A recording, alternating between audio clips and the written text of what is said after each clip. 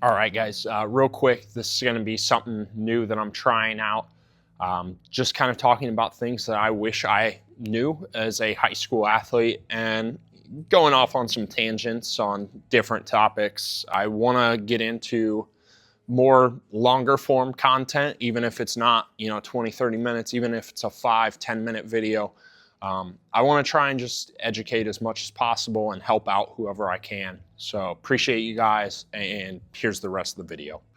As a strength coach, here's 3 things that I wish I knew as a high school athlete that would have helped me get to the next level. All right, so hopefully you guys can see this, but the first thing that I would have changed would be my training frequency, duration, and intensity. So this is a rough breakdown of what my routine was like in high school. I was training Monday, Wednesday, and Friday, except I was only training 30 minutes a day, and the intensity was questionable at best. Now, knowing what I know as a strength coach, I would be training at least probably 3 to 4 days a week as a high school athlete with other responsibilities such as school, maybe work, 3 to 4 days a week, but for an hour at a time. Intensity-wise, you want to make sure that it's intense, but you're not just absolutely running yourself into the ground. So if I'm running 4 sessions a week, now I want to have at least 3 either active rest or active recovery sessions where I'm focused on ability, anything that's going to help get me recovered and ready for my next training session. So now, as a strength coach, that is my goal with all my athletes, is to make sure that I'm giving them all the tools necessary to help them get to that next level and instill the values in them that I didn't have when I was coming up as a high school athlete. All right, so the second thing that I wish I would have known was an easier way to progress through my workouts. I was always just grinding, trying to get back squats, but I never really knew how to even goblet squat or air squat to begin with. Right? So we always want to start out with the easiest body weight movement, simple air squat.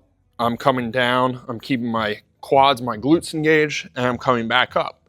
That should translate to all of our movements. So now, if I have a dumbbell, chest level, I'm coming down, quads, glutes engaged, come back up. I should be able to do that just as well as an air squat. But what happens when you get past that? Well, now that's when we move into something like a front squat, right? So now we're working on getting into that front rack position, which is going to be the basis of our Olympic lifts. Same thing, quads, glutes are engaged. Should just look exactly like our goblet squat.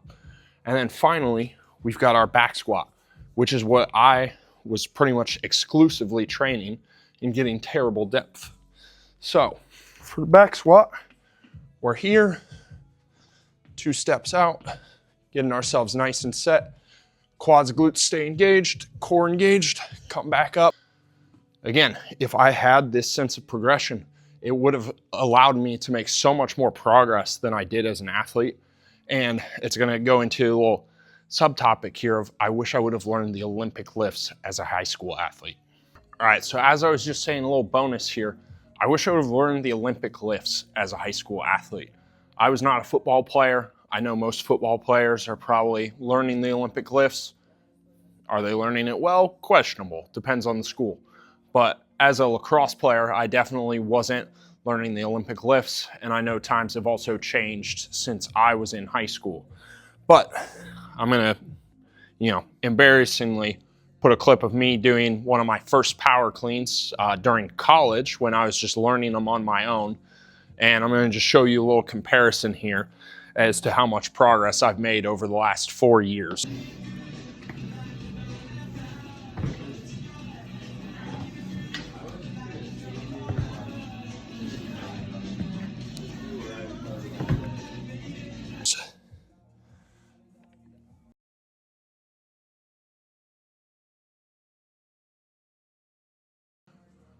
Right, so when I was in high school, I had no concept of how to increase my power production, which would have helped me immensely during games.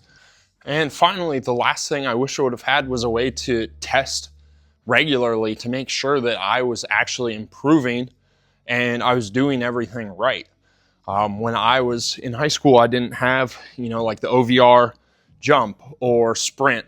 I didn't have any tools for measuring my success other than my lifts. And now that's fine. There's nothing wrong with that.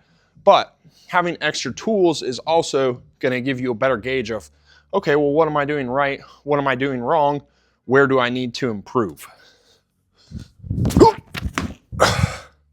25.3, not bad, but not my best. At the end of the day, as a high school athlete or even a middle school athlete, you don't have all the time in the world. So don't waste time training.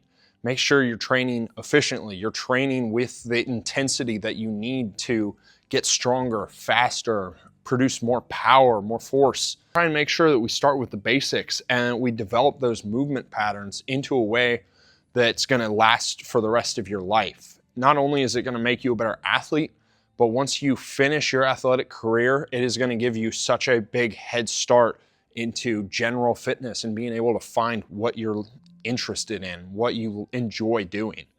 And then finally, make sure that you've got some sort of test. Do it every quarter, right? So every 3 months, try and make sure you're doing a regular test where you're able to track your progress, see incremental gains. At the end of the day, just give it your all when you're training, especially if you're trying to reach that next level. If you need help, I'm always here. Recently, I've seen myself as more of an educator than just a strength coach. I want to help make this space something that's accessible to everyone. And for the high school athletes that, maybe you weren't given the best genetics, maybe you aren't the most talented on the team, I want to be able to help you get to the next level. So if you enjoyed, I appreciate you staying till the end, and I'll see you guys next time.